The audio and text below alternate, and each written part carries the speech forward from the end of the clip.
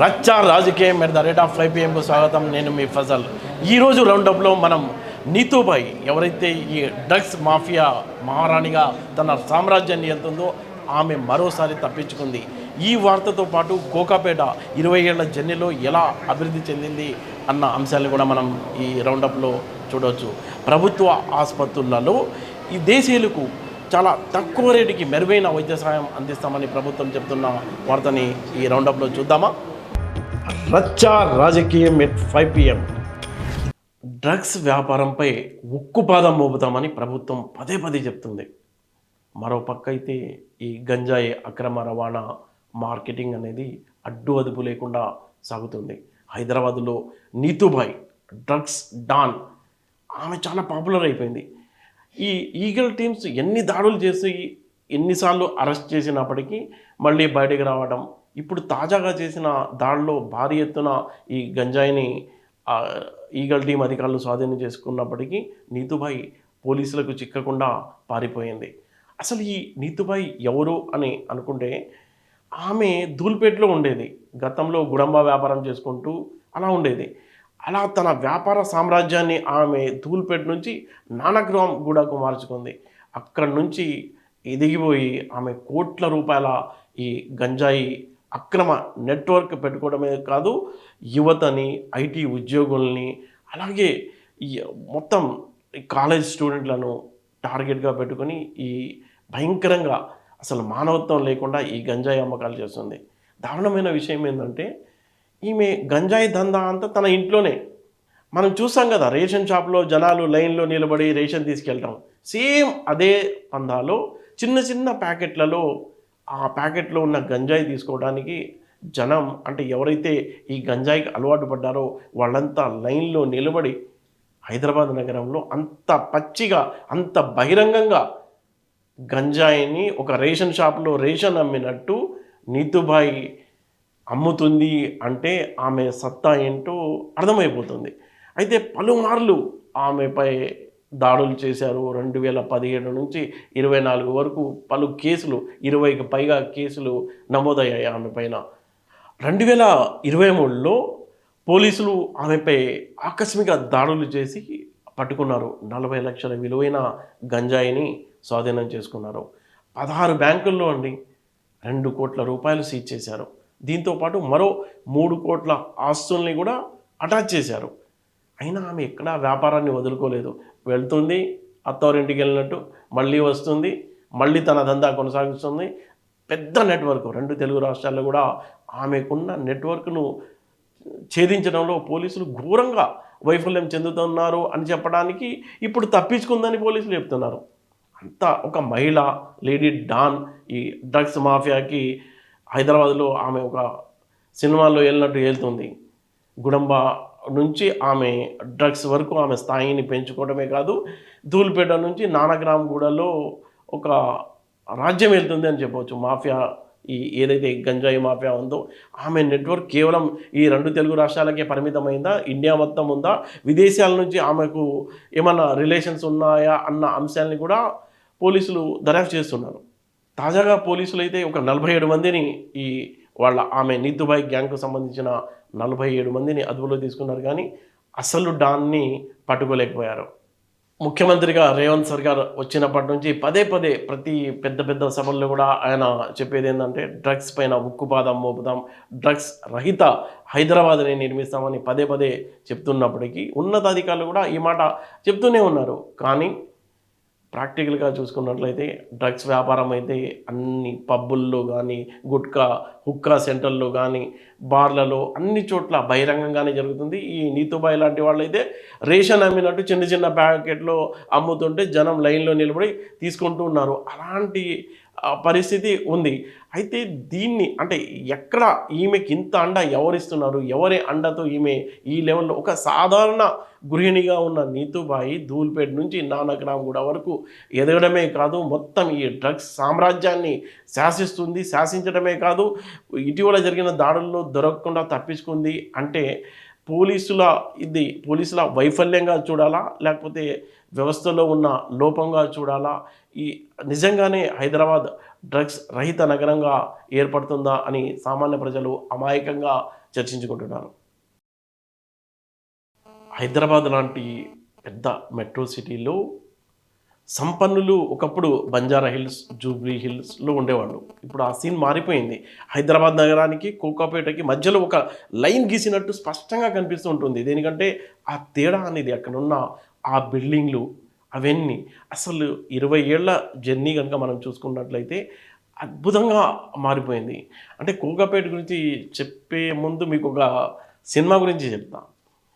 'తులసి' సినిమాలో యాంకర్ ఝాన్సీ ఒక సెటైరికల్ పాత్ర అనమాట ఆమె. ఆమె అంటుంది, ఆ డైలాగ్ చాలా నవ్వులు పండించింది థియేటర్లలో. నాకు కోకాపేటలో 100 ఎకరాల స్థలం ఉంది. హైదరాబాద్‌కి అదే సెంటర్ పాయింట్ అంటూ ఆమె చెప్పిన తీరు అసలు అది జోక్స్ బాగా జనం నవ్వుకున్నారు అప్పట్లో. అది ఆ డైలాగ్ సినిమాలో వాడుకోవడానికి ఒక రీజన్ ఉంది. అదేందంటే 2006లో హుడా ఏసిన ఆక్షన్‌లో 14,50,00,000 పలికింది ఒక ఎకరం అప్పుడు. అదేదో రియల్ ఎస్టేట్ బూమ్ అనుకున్నారు. అంత వాల్యూ ఉంటుందా? అంత కొండలు, గుట్టలు, రాళ్ళున్న ప్రాంతం అది. అంత వాల్యూ ఉంటుందా అని అప్పట్లో జనం మాట్లాడుకోవడమే కాదు, నవ్వుకున్నారు. కానీ తెలివైన వాళ్ళు చాలా దానిపైన క డబ్బు పెట్టడం, పెట్టుబడిగా పెట్టడం. 20 ఏళ్ల జర్నీ గనుక చూసుకున్నట్లయితే కరెక్ట్‌గా 2006లో 14,50,00,000 పలికిన ఎకరం ఇప్పుడు 257,00,00,000 రూపాయలు. అంటే కోకాపేట జర్నీ ఏ లెవెల్‌లో ఎళ్ళిందో మనం చూడొచ్చు. అంటే కోకాపేటకు ఇంత ప్రాధాన్యత రావడానికి కారణం ఏందంటే, ఒక పక్కేమో ఔటర్ రింగ్ రోడ్డు, ఇంకొక పక్క ఫైనాన్షియల్ డిస్ట్రిక్ట్ రావడంతో చాలా ఎయిర్‌పోర్ట్ గూడా చాలా దగ్గరగా ఉంది కాబట్టి, చాలా కీలకమైన ప్రాంతంగా ఆ ప్రాంతం అభివృద్ధి చెందింది.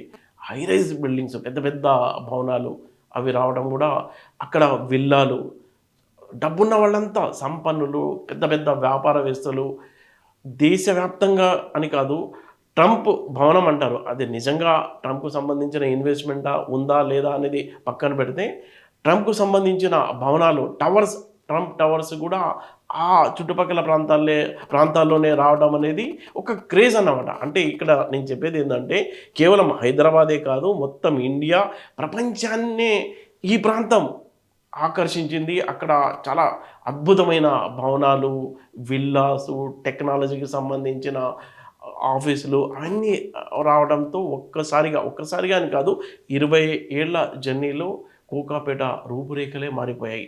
మారిపోవడమే కాదు, సంపన్నులంతా దేశవ్యాప్తంగా ప్రపంచంలో ఉన్న సంపన్నులంతా అక్కడ తమ నివాసం ఉండడాన్ని ఒక స్టేటస్ సింబల్‌గా చూస్తున్నారు. కోకాపేట జర్నీ గనుక మనం చూసుకున్నట్లయితే ఈ 2006లో అక్కడ ఆ సమీప ప్రాంతంలో ఉన్న ఆ ఏరియా అంతా గుట్టలు, రాళ్ళు, బండరాళ్ళు. ఎకరం 2,00,000 నుంచి 6,00,000 వరకు ఉండేది.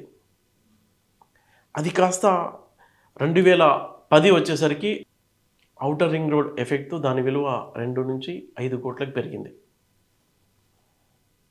2020 సంవత్సరం వచ్చేసరికి ఆ కోకాపేట ప్రాంతమంతా ఒక పక్కేమో ఔటర్ రింగ్ రోడ్ ఉంది. ఇంకొక పక్క ఫైనాన్షియల్ డిస్ట్రిక్ట్ ఉంది.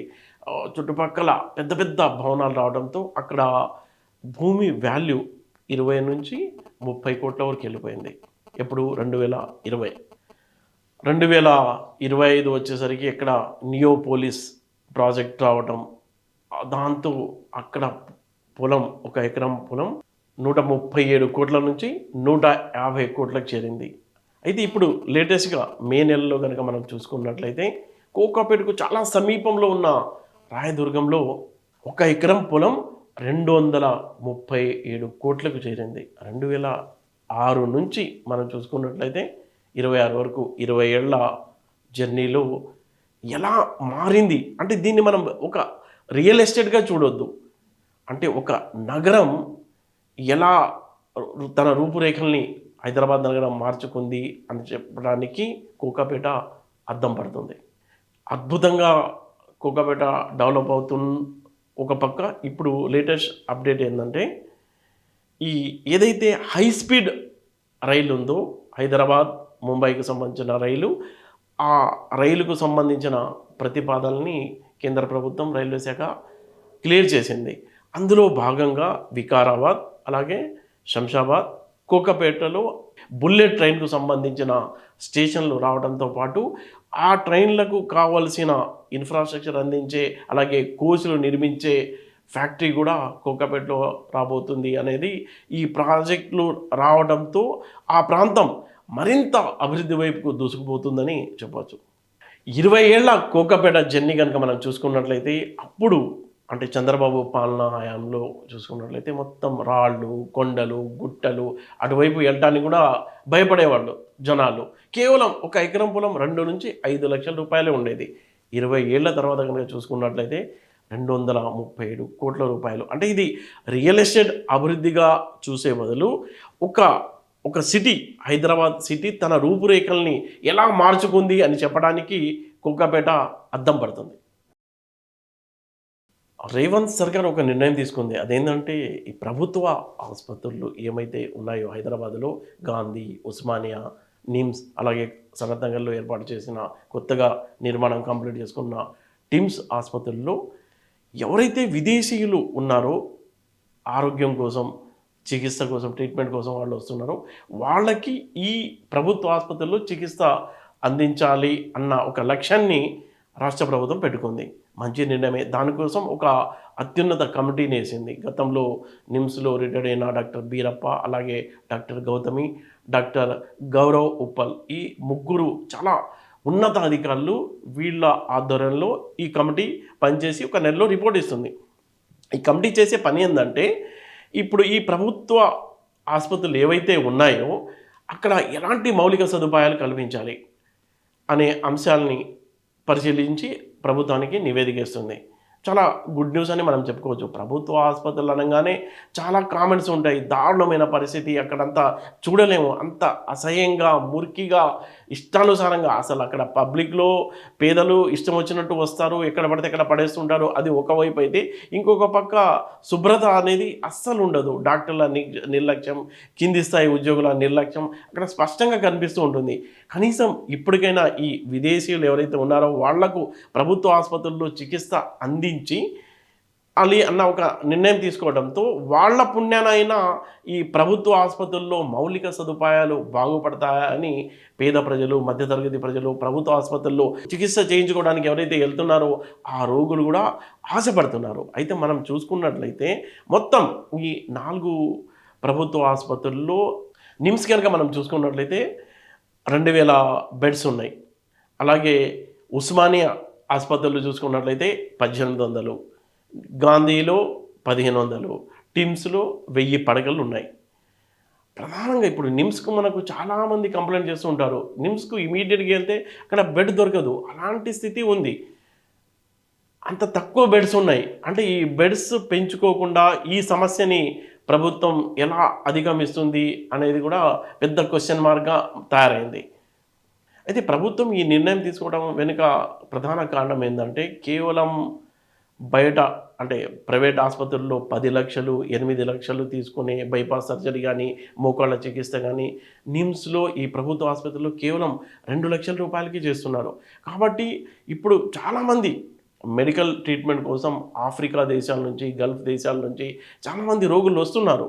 వాళ్ళంతా ఎక్కువగా ప్రైవేట్ ఆసుపత్రుల్లోనే చికిత్స పొందుతున్నారు. అయితే వాళ్ళని ప్రభుత్వ ఆసుపత్రుల్లో చికిత్స చేసేలా అంటే తక్కువ రేటుకి ఎవరైతే ఇప్పుడు మన తెలంగాణ ప్రాంతంలో, హైదరాబాద్ ప్రాంతంలో ఉన్న వాళ్లకు తక్కువ రేటుకి ఎలా నిమ్స్ అందిస్తుందో అలాగే విదేశీయులు కూడా తక్కువ రేటుకే అందించి ప్రపంచవ్యాప్తంగా మన ఒక మెడికల్ హబ్గా హైదరాబాద్ని మార్చాలని ప్రభుత్వం ఒక మంచి నిర్ణయం అయితే తీసుకుంది. కానీ దీన్ని ప్రాక్టికల్గా ఎలా అమలు చేస్తారు, ఎలా సక్సెస్ అవుతారు అన్నది పెద్ద క్వశ్చన్ మార్క్గా మారింది. ఏవైతే ఈ 4 ప్రభుత్వ ఆసుపత్రులు ఉన్నాయో అక్కడ విదేశీయుల కోసం ప్రత్యేక ఏర్పాట్లు చేస్తున్నారు. అంటే విదేశీ వార్డులు, విదేశీ పేషెంట్లు ఉండడానికి వాళ్ళ కోసం చాలా ఇంటర్నేషనల్ స్టాండర్డ్ ఉన్న అక్కడ బెడ్స్ని కూడా తీసుకొస్తున్నారు. దాంతోపాటు ఒక అనువాదకుడు వాళ్లకు ట్రాన్స్లేషన్ చేయడానికి అందుబాటులో ఉండేలా ఒక అనువాదకుడు కూడా అక్కడ పెట్టేలా ఏర్పాట్లు చేస్తున్నారు. వాళ్ళకి కావాల్సిన ఎయిర్పోర్ట్ నుంచి వచ్చేటప్పుడు వాళ్ళకి కావాల్సిన రవాణా సదుపాయంతో పాటు ఆసుపత్రుల్లో ప్రత్యేకించి విదేశీ పేషెంట్ల కోసం హెల్ప్ డెస్క్లు కూడా ఏర్పాటు చేస్తున్నారు. అయితే విదేశాల నుంచి వచ్చే రోగులకు కంపల్సరీగా వాళ్ళకు ఈ మెడికల్ వీసా ఉండాలి. వచ్చిన తర్వాత ఇండియాకు వచ్చిన తర్వాత 14 రోజుల్లో FRRO దగ్గర నమోదు చేసుకోవాలి. అయితే ఇక్కడ ఇంకొక విషయం ఏంటంటే, ఒకవేళ విదేశీ పేషెంట్లు కూడా చాలా సీరియస్ కండిషన్లో ఉంటే ఇమీడియట్గా వాళ్లకు తీసుకొని ట్రీట్మెంట్ చేయాలనేది కూడా ప్రభుత్వం తరఫున ఆదేశాలు ఉన్నాయి. తక్కువ ఖర్చుతో విదేశీ రోగులకు కూడా మెరుగైన అంతర్జాతీయ స్థాయి ట్రీట్మెంట్ ఇవ్వాలని ప్రభుత్వం ఒక లక్ష్యం పెట్టుకుంది. ఆ లక్ష్యంలో సక్సెస్ అయ్యేలా, అంటే కేవలం ఇది ప్రకటనలకే పరిమితం కాకుండా విదేశీ ఎవరైతే పేషెంట్ ఉన్నారో వాళ్ళతో పాటు మన హైదరాబాదులో తెలంగాణకు సంబంధించిన పేషెంట్లకు కూడా ఒక మంచి మౌలిక సదుపాయాలతో అత్యున్నతమైన చికిత్స అందించాలని స్థానికులు కోరుకుంటున్నారు. రచ్చా రాజకీయం at 5 PM. ఇది ప్రతిరోజు పంచాయతీ. ఇక్కడ మాటలు కాదు, నిజాలు మాట్లాడతాయి. తెలంగాణ రాజకీయాల వెనుక ఉన్న అసలైన కథల్ని రచ్చా రాజకీయంలో మస్తుగా మాట్లాడుకుందాం.